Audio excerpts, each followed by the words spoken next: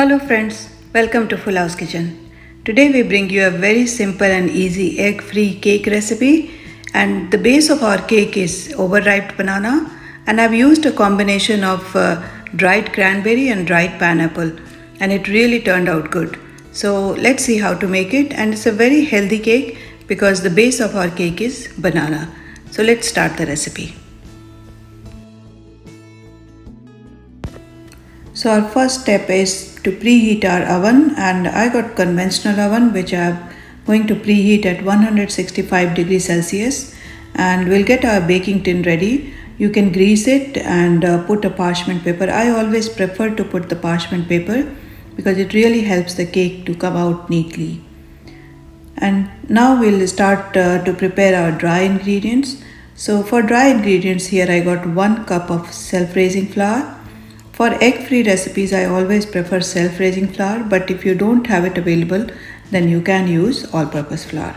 So I got 1 cup of self-raising flour, and into I'm going to add 1 teaspoon of baking soda and half teaspoon of baking powder. We'll go ahead and strain everything together just to make sure that we don't have any bits and pieces which we don't need in our cake, and everything mixes nicely. And at this point, if you want to add your cinnamon powder or chocolate powder, you can go ahead and add. Here I'm adding 1 tablespoon of cinnamon powder, which really gives a nice touch to this cake because banana and cinnamon goes really well. So it's optional, but if you want, you can add it. So here I've added everything. Now I'll go ahead and mix everything and our dry ingredients is ready. So we'll work on our wet ingredients.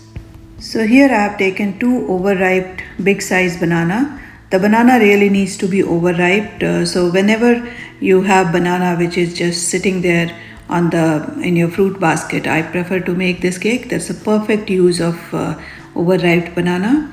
So we'll just peel off these 2 banana and we'll mash it through with the help of fork.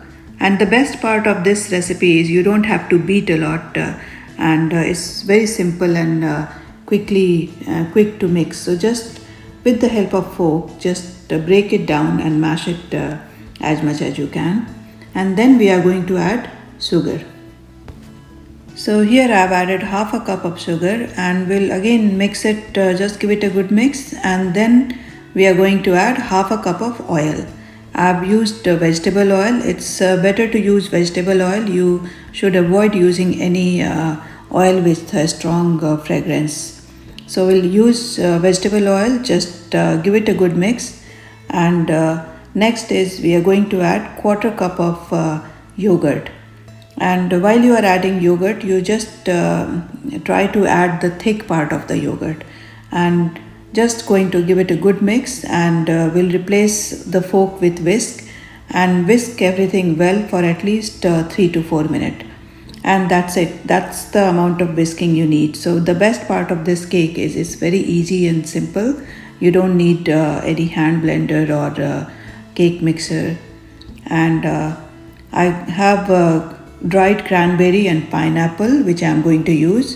And you can, at this point, you can use any dried fruit or nuts. That is the best part of this cake.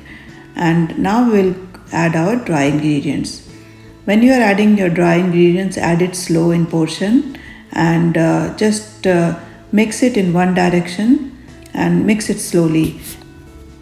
So we are just going to mix all the dry ingredients well into our banana batter, and it's so easy and simple. And finally we are going to add 1 teaspoon of vanilla essence. And as you can see, our batter is not very thick or not very flowy. So this kind of consistency we need for our banana cake. So now our batter is ready to go into the baking tin, and I always prefer to spread some fruits into the bottom of the tin. So I've used 1/3 cup of dried cranberry and pineapple into the batter, and I'm spreading 1/3 cup into the bottom of the tin, which gives a nice texture once the cake is baked. So, and you can use more or less fruits or nuts according to your choice. And now we'll just put the batter in the tin and give it a few taps so that our batter is spread nicely, and we will bake this cake for at least 30 minutes at 165 degree temperature, 165 degrees Celsius. Every oven differs a little bit, so after 30 minutes please check your cake with toothpick or fork, and once it comes out clean, then your cake is ready. It's a very nice tea time cake, or it's very healthy for kids. You can use it for lunch box or snacks. I hope you like this recipe, and you have many more similar recipes on our channel, so please do give it a like and subscribe to our channel. Thank you for watching.